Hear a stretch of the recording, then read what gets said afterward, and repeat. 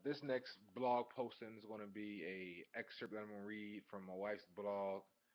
Something that she did. Today's her birthday. She turned 28 today, and so I'm just going to share this with her. I already have her permission.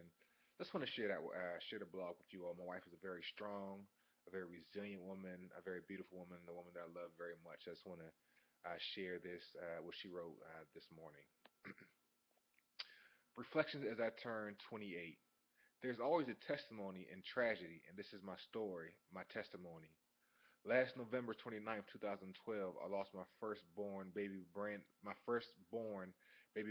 Brandon Jr., also known as BJ, due to his lungs being overdeveloped and not being able to carry oxygen. I knew his life had purpose and I wanted to live every day and become my best self for him. Shortly after, on December 14th, the country experienced tragedy where a teen with mental health issues shot up at Sandy Hook Elementary School in Newtown, Connecticut, killing 21 children and 5 adults and then taking his own life and mother's life. I was feeling lost after my son's death, and the country went in mourning for those lost in the Newtown shooting. I knew exactly how the parents felt as they began to grieve the loss of their kids. I knew how the country felt as many felt schools were not safe and feared sending their children to school and having the unimaginable occurring. The country all united together to seek change and protecting our children in schools and to strengthen the gun laws. Fast forward April 4th, 2013, we found out we were expecting again. We were nervous and very apprehensive. We're very excited. God gave us another opportunity to become parents. Being pregnant gave me hope again that I could be a mom and that my body was capable of having healthy children. I waited to tell my parents, friends, and grandparents. Still to this day, many of my extended family do not know I was pregnant. I was scared to tell people, especially via social media, that I was pregnant out of fear of losing a child again.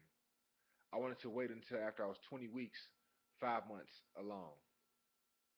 On Monday, July 8th, 2013, my husband posted a video on his YouTube channel discussing second chances and announcing that we were expecting a baby girl due December 11th, 2013. He thanked God for giving us a second chance at parenthood and encouraged others that there's always second chances in life. Tuesday, July 9th, 2013, we had our 18th week anatomy scan and meeting with the internal fetal medicine specialist since this pregnancy was considered high risk. We wanted to ensure that were receiving the best care and not to have a repeat of what happened to BJ. The ultrasound was a good report. We discussed genetic issues and how our risk of having a baby with lung issues is low and prenatal care was low and prenatal care going forward. We left the hospital with hopes of seeing our baby girl in December with a scheduled cesarean at 39 weeks. The night after the night after work, I traveled to Wilmington, North Carolina for training and saw some spotting after using the restroom. I knew that something was wrong, so I immediately called the on-call doctor who promptly told me to go to the emergency room in Wilmington.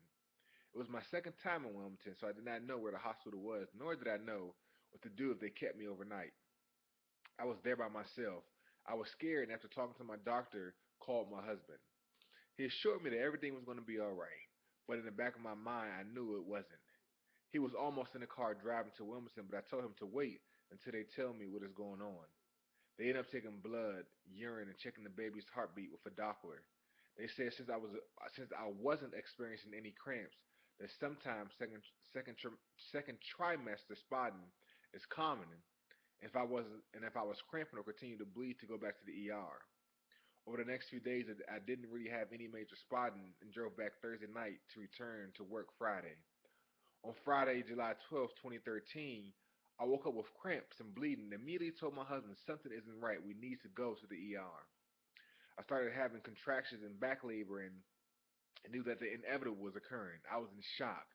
The ER doctor gave me medicine for my pain, examined me, and told me that I was 100% effaced and 1 centimeter dilated, and the pain I was feeling was indeed labor pains. He told me that there is nothing they can do for me at 18 weeks pregnant and the baby will not survive. However, if I was close to 24 weeks, they could possibly save the baby's life. What do you say? What do you do? I was hurt physically and my heart was broken again. I wish I was close to 24 weeks, and I wish they could do something, anything. I didn't know what was worse, going through labor pains and delivering a child you knew wasn't going to live, or being full term and having a baby with overdeveloped lungs. Either way, a loss is a loss. And my heart ached out of fear of knowing I was about to deliver a baby who did not have a chance at life. Immediately, my husband called our mothers for support, and family and friends rushed to Charlotte to be with us. I labored most of the day with the help of an epidural. Thank God for those. And had Brielle at 3:59 p.m. She weighed 0.75, 7.5 ounces, and she was perfect and angelic. As I reflect on my 28th year, I would say that God never puts more in you than you can handle. After I had Brielle, they placed her body in a bassinet, and I was at peace. I knew that she was in a better place. I know now that both BJ and Brielle are smiling down from heaven at their parents, and God's love is surrounding them.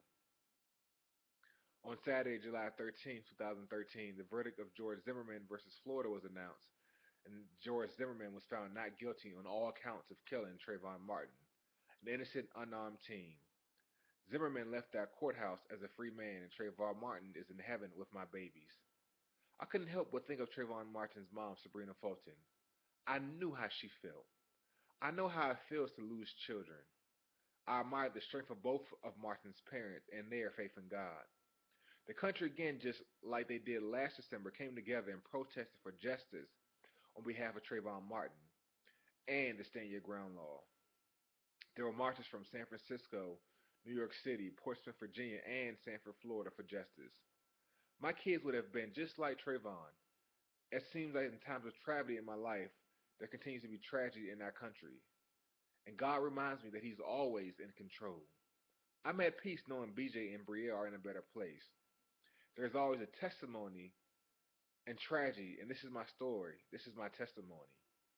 God is not only God of second chances, but third, fourth, and fifth chances. He will continue to take you on this journey called life to strengthen your faith. I never thought starting a family and having children would be so difficult, but I can be honest and say that I won't give up on my faith in God and providing my husband and I another chance and opportunity at parenthood. At 28, I plan to continue to trust God with my hopes and dreams, live out the purpose for BJ and Brielle's lives, and trust God for another chance at parenthood. Do you believe in second chances? Where does your faith lie? Where does your faith lie? Who do you lean on in times of tragedy? Keep the faith. E. That was a blog that my wife wrote this morning, and when she shared it with me yesterday, honestly, tears came to my eyes. Just thinking about our children being up in heaven and just kind of watching down and smiling on us. Um, Never in my life did I ever think that this will happen again. Once again, as I shared my video last week, and I share with everyone who calls me, reaches out to me, I don't know why this happened. Um, Probably never know why this happened. But I just pray that I pray that I pray in somehow, some way that my wife and I will continue to one grow closer together. I continue to have faith in God, and that we will find strength and I'll be able to share our story and impact people's lives all over this country and all over this world. And so, in closing, man, I really just appreciate all those who share our journey with us, and maybe some of you who are watchers have lost children before, so you know the feeling. You know what it feels like to lose children, uh, and how that journey is. And so, keep hope alive, keep the faith, keep having faith in God. This is not God's fault, so I don't blame God for none of this. Um, I'm not mad at God. My wife is not mad at God. Um, just just life, and we got to take the good with the bad. And so we're still blessed.